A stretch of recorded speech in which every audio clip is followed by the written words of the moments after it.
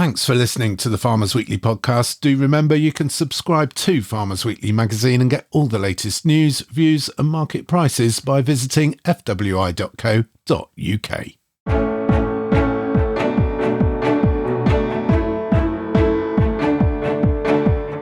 Welcome to this emergency episode of the Farmers Weekly podcast. I'm Johann. I'm Louise Impey. And I'm Hugh. Broom. You join us following the shock news that Defra has stopped accepting new applications for its flagship agri-environment scheme, the Sustainable Farming Incentive. Louise, what do we know? Well, this was a Defra announcement that was made on this evening, actually, Tuesday evening, the 11th of March. And what we know from that is that there will be no more sustainable farming incentive applications accepted by Defra.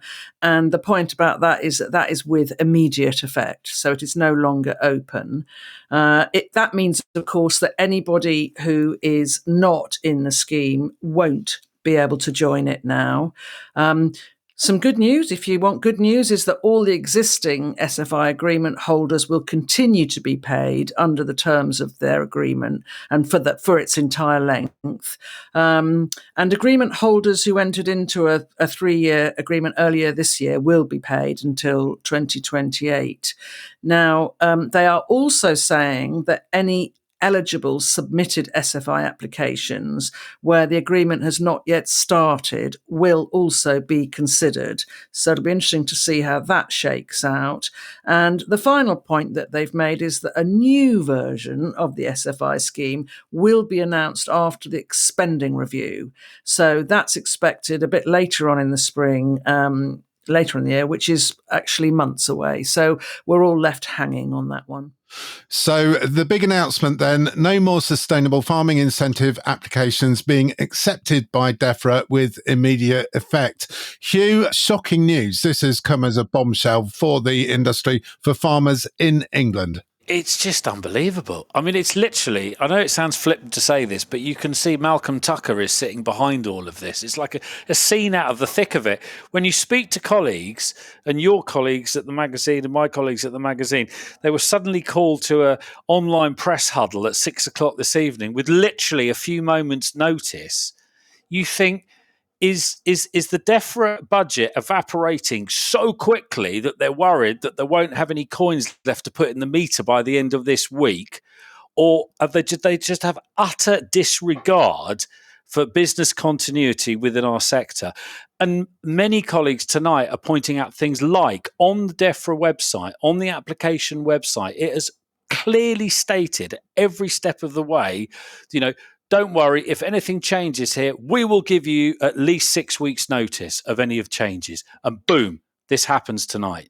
I guess like me, Hugh, Louise, I mean, my timeline tonight, private and public messages, just people just saying, what is going on? All sorts of messages coming in. I mean, it's disbelief, really. And a very good point made by one farmer that the next march in London won't just be farmers, it'll be all the environmental lobby groups as well. Yeah, it is ridiculous. I mean, you could argue that, again, I come back to this, why you do it at the end of the day. Could it be that the rumour mill got running that something was awry with SFI and they were absolutely bricking it, that the RPA computers couldn't manage with the influx of last-minute applications, so they pulled this plug at 6:00 at night? But again, it's just work of the Malcolm Tucker-esque. I think the key thing is, yeah, it's just how it's just disrupting people's business. My timeline's full of people saying, we had meetings planned, we've got advisors coming, we're trying to plan the next phase. Bosh, all of that suddenly goes out the window. One thing's for sure, people are going to have more time to go drilling now if they were planning these schemes. But boy, oh boy, they're going to be worrying while they're drilling. Louise, we're expecting maybe a slimmed down sustainable farming incentive, an announcement, something like that, but not this. Yes, I think the word streamlined had been mentioned earlier on in the week, that we might see a streamlined SFI. And in some ways that was understandable, actually, because I think if you look at the uptake of the scheme, there's only, I think about 10 or 11 actions really are that's the ones that farmers are piling into. Of that huge list of actions, there's few really that are being taken up, but they are being taken up. So, you can see why they might have tweaked it. I mean, we've always heard that, haven't we, about the SFI, that they will keep changing it, and they will make these amendments as they go along, and everybody learns about it.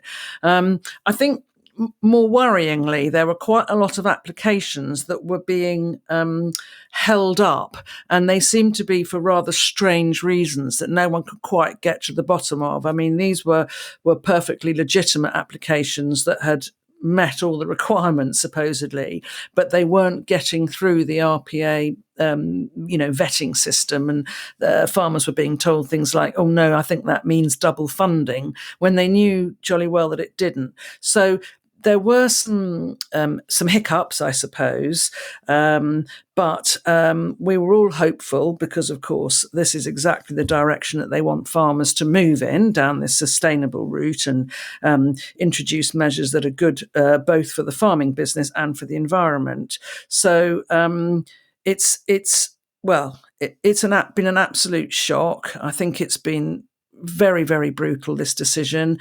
It's a betrayal, and really it's a disgrace. Hugh, Defra, bizarrely, is painting this as a success, saying that it has spent all of the money that it had available for the sustainable farming incentive, and therefore it has had to close the scheme. It doesn't have a bottomless pit of cash, but for farmers, this is going to be devastating, isn't it? Yeah, look, it couldn't come at a worse time, really, given all that's going on at the moment. Yes, look, it's the ever optimistic world of the Defra press office that everything's going to be wonderful and everything in the garden is great, when we know damn well that it is not. I'm not for a minute expecting or accepting that there was this scheme was perfect. We know it wasn't. We know there were caps put on various options the other year, and possibly after a very slow start. And that some of that could be down to the previous administration. There was a lot of dithering in terms of rolling stuff out. Very slow start. Suddenly it caught fire, and then it started to roll, and then boom, it stops. But bear in mind where it's stopping now. Yes, you could argue that some sectors like red meat are relatively buoyant in terms of their pricing at the moment, but that's not without its challenges in terms of input costs still being high. And actually, if you're buying store animals, that's really high. But when you look at the arable sector, when you look at the margin pressure in the arable sector, and when you think what is happening now with the level of support that is not there, and the last time we had such a challenged margin arena as we have now in the arable sector, there was a BPS. There was a backstop ticking away, kicking out, which was just about saving people that needed saving. That has now all but evaporated. If you're signed into SFI, great, you've got 1 or 2 years left. But for those that were trying to get into it, trying to move forward, trying to modify what they had, that has gone. They are left with uncertainty, and who knows what we're going to get on the other side of this spending review, which is to be announced late spring. It just couldn't come at a worse time. And the way it's been handled, I think that's the key thing, Johann. It's the utter uncertainty it's left all of these businesses with. And it's not, at least have the honesty to say there's going to be nothing, or lead people into it. And then to do it all last minute at night, again, I can't get my head around that. What does that, it's just desperationville, isn't it? Strong words from Hugh, as ever. Here on this emergency episode of the Farmers Weekly podcast, we're going to be looking at the implications of this shock announcement, what it means for farmers in England. First, though, a short break. The Farmers Weekly podcast. Discover Kubota's M7 004 series, which celebrates a decade of exceptional innovation in Kubota's flagship tractor lineup. The new M7 004 features a 6.1-litre, 4-cylinder Kubota engine with up to 175 horsepower and offers a choice of power shift or updated KVT transmission. It is equipped with advanced auto guidance, smart farming technologies and TIM, Kubota's tractor implement management for semi-autonomous operations. Key updates enhance operator convenience, including the ability to set cruise control speed without moving, an automatic assisted parking brake, and an improved K-monitor for expanded functionality. For more information about the new M7004 series, visit www.kubota.co.uk or contact your local Kubota dealer today. The Farmers Weekly Podcast. You're listening to an emergency episode of the Farmers Weekly podcast following news that Defra has pulled the plug on new applications to its flagship sustainable farming incentive. We're joined now by Martin Lyons, the chairman of the Nature Friendly Farming Network, which represents and supports farmers who are doing the right thing by farming hand in hand with the environment. Martin, how much of a shock was this announcement? I think it's quite a shock, and I think many farmers are shocked, disappointed, and surprised to hear the headlines this evening. And how much warning did they had no warning at all, did they? So what's that going to do to the relationship between the farming industry and Defra going forward? It repeats the same as the previous government of little preparation, little information that these announcements were coming. But if you go on the RPA website, it clearly states on there that government will give you 6 weeks, will give you, us farmers, 6 weeks notice prior to if they need to close the applications. So farmers were trying to work on that trust of that's what the website says. So they were trying to put their applications in, knowing they had a 6 week notification of any closure. Martin, in terms of, Defra obviously tonight are saying, it's all right, 50,000 people are part of SFI and lots is going on. But there will be a whole load of people that are already in a scheme and are year 1 or 2 into a scheme. How many do you think aren't? When you speak to people, how many people do you think are stood outside and were hoping to get in now? First, it is good to see so many farmers in.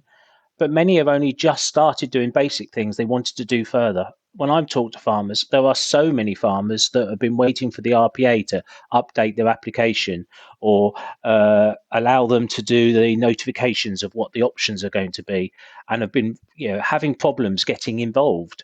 So I talk to many farmers, they're actually left high and dry. And if we reflect that the decoupled payments have been accelerated, being removed from the budget last year, to then be restricted of getting hold of involved in schemes that could give them funding. Tonight, I've been flooded by messages from farmers that were just about to do an application, have been waiting for the RPA to come back to fill in details. And they're absolutely at a loss looking at cash flows with no certainty of income coming in to deliver those public goods that they had budgeted to go forward with. And where do farmers go from here, Martin? Is there any sort of sense of hope that you can give Farmers Weekly podcast listeners? Labour are talking that the funds are there. They've maxed out on this scheme. And they are talking of bringing forward a further scheme and options. We've also got to put some of the blame on the problems this government's facing on the previous government of setting up a scheme and putting unlimited applications limits in and other things that actually have made a scheme almost unworkable. And it's trying to be all things to all farmers rather than just having a scheme that with integrated levels and a range of things that work for all farmers. Martin Lyons from the Nature Friendly Farming Network, thank you very much. Thank you for joining us on this emergency episode of the Farmers Weekly podcast. Louise, the Nature Friendly Farming Network very much plugged into what Defra is doing when it comes to the agri-environment. And Martin Lyons there saying that he was shocked and taken by surprise himself. That says something, doesn't it? Oh, doesn't it? There's been no consultation on this, no warning. It's, you can actually hear that everybody is in shock. And this is a relationship which was already broken, really, or very poor. And having this dialogue between the government and farming, it's really needed. And every move that they make, they are just destroying that. And it's very hard to know whether there's a genuine lack of knowledge and lack of understanding, or it is something more sinister. And, they can tell us until they're blue in the face that, of course, it's all about the money and they need to find the money for other causes. But I don't think we see other sectors being treated in the way that farming's being treated at the moment, do we? I think Martin was pretty clear when he said, when he has conversations with colleagues, and I've have similar conversations with colleagues just talking in general, there are still lots of colleagues who are not fully optimized in terms of what they're doing on SFI. We've seen the changes in the SFI offering, which you could argue is welcome. Some might say the menu is too big, but equally, this is a scheme which is applicable to someone like me farming lowland red meat in Surrey. It needs to be applicable to someone farming arable crops in Cheshire and dairy cows in Wales dairy cows in Somerset and something in Cumbria. And actually thinking of Cumbria and also thinking about upland colleagues, they have been left hanging for months, years. And then suddenly there's a bit of glimmer, not a great bit of glimmer, but there's a bit of hope in the offering, particularly with the upland sector, and boom, that's been whipped away. I mean, those guys, they will be utterly distraught because a lot of them haven't even had a first slice or first stab at the cherry. And in terms of, because of the timing now, and I get that government have got to rearrange the furniture, and yes, they're probably having panics about budgets, whether it's about prioritising defence or whatever the issue is, but when are these people actually going to get money into their account? It seems further and further away than ever at a time when, as we've said, they probably need that support, particularly on the arable side. Yeah, hill farmers in the English uplands not served at all well by the sustainable farming incentive, even when it was accepting applications. Lowland arable farmers finding it difficult at the moment too. We're going to have a look at the lowland arable situation in just a moment. But first, another short break. The Farmers Weekly Podcast. After favourable drilling and establishment conditions last autumn, your mind will soon be turning to disease control in cereal crops. Growers looking to fulfill the potential of their wheat crop this spring should prioritise a robust and reliable fungicide programme focusing on septoria and rusts. Applied at either the T1 or T2 timing, Corteva's Univoc fungicide is consistent, proven, robust and reliable, giving growers the best chance of enhancing yield and optimising the return on their investment.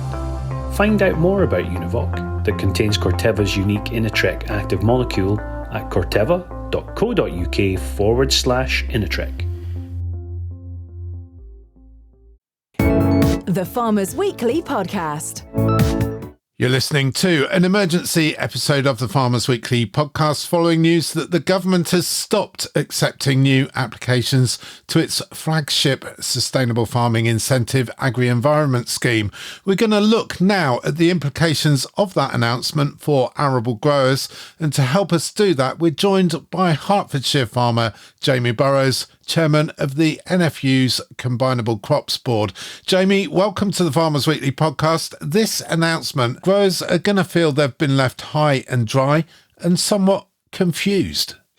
Well, I've been at a branch meeting this evening. You've got people saying, we're just about to finish our application. I was going to do it this week. I've just gone drilling, thought I'd leave it for a couple of days. I have no idea what's going on.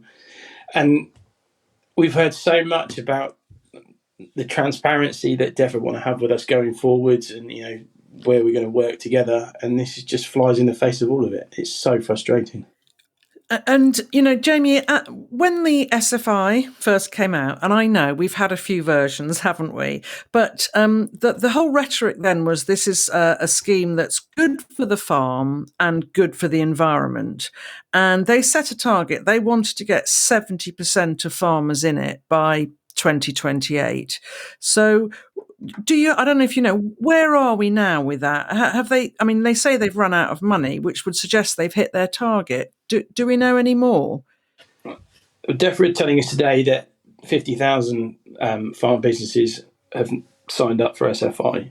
They see it as a success. They're patting themselves on the back. And what this new SFI will look like after the spending review, the Lord only knows how that's going to play out. I can't see a spending review where we end up with more money. It's only going to be less. Do you think there's going to be an SFI going forward, Jamie?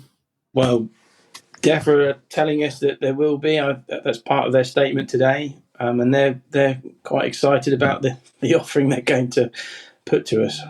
But I believe it when I see it. Yeah, it's a critical tool, the SFI, for building resilience, isn't it? Which is something that farms need in the face of climate change. That's quite a worry, I would think.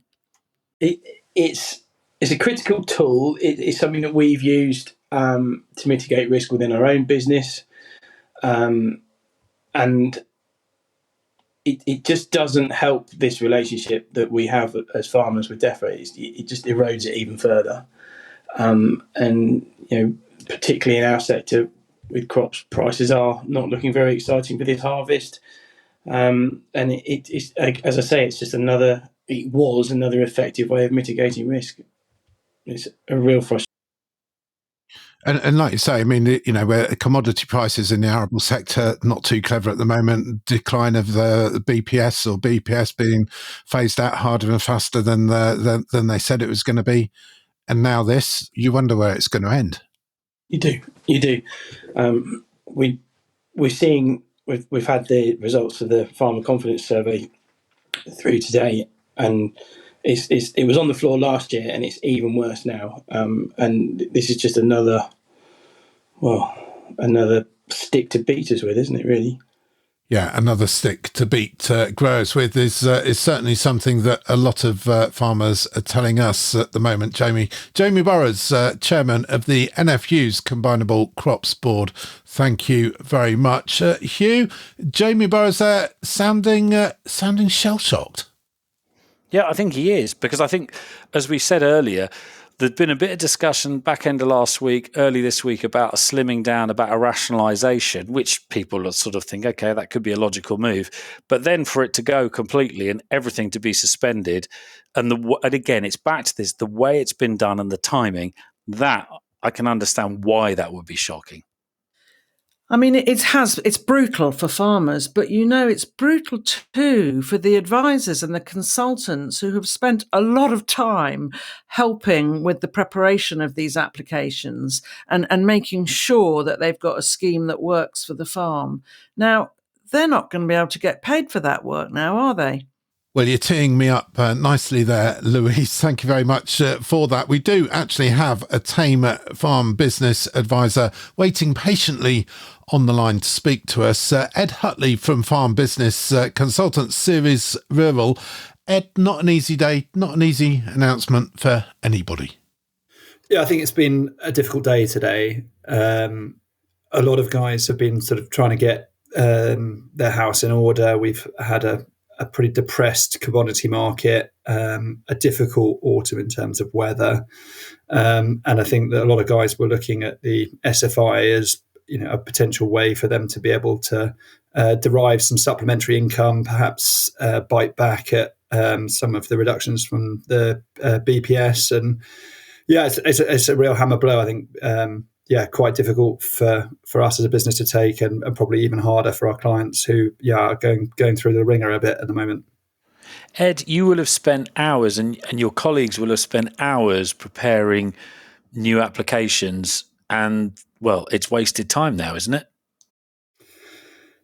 Yeah, I mean, I think that's probably, one of the things that makes it difficult as an advisor. I think over the course of the last probably 12 months or so, I think as an advisor, I've personally found that it's been really difficult to give lasting advice. And I think from our perspective, we're being told one thing, and the next day, the arena that we're playing within changes, and that makes it really difficult for us to come up with long-term strategies. And it's not particularly palatable for our clients who are ultimately paying for our advice. And Ed, do you know anything more than we know this evening? I mean, the SFI has been paused, has it? Or do we think there will be a reset and a new version coming out later on? Yeah, I think over the course of the last 24 hours, we've seen a real sort of ramping up of rhetoric about where we think things are going to end up. Our hope, our expectation is that we're going to see some form of slimmed down SFI that appears later in the year.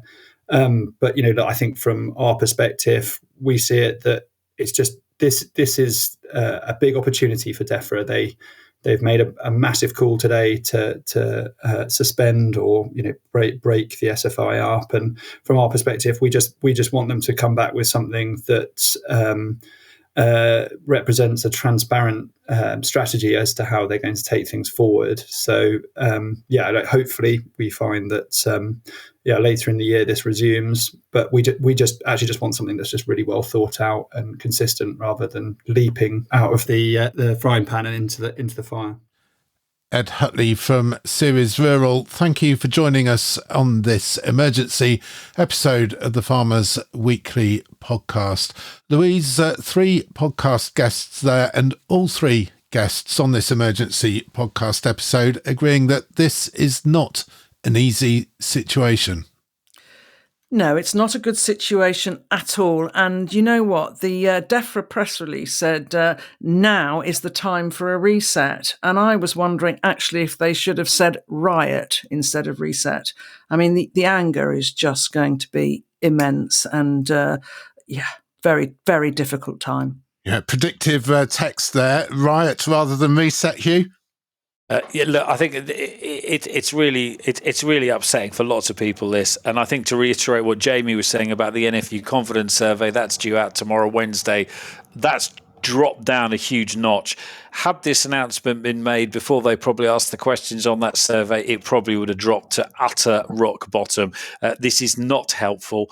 We need to keep moving forward. Absolutely. We always do as farmers. Let's face it. Look, people aren't starving thanks to the fact that we keep moving forward. We need to keep moving forward, as tough as it may be, in the hope that after this spending review, there is some form of SFI scheme left that will be of help to colleagues in terms of moving their businesses forward. Because all the demands and all the wants that this government has of our sector, it cannot be done just standing alone with no funding at all. And it's utterly, utterly vital that this is resolved as quickly and as fast as possible. Well, that's it for this emergency episode of the Farmers Weekly podcast on the day that Defra decided it was not going to be accepting any new applications to its flagship sustainable farming incentive scheme. We will be back with the regular Farmers Weekly podcast on a Friday, but for now, I'm Johann. I'm Louise Impey. And I'm Hugh Broom. Thank you for listening.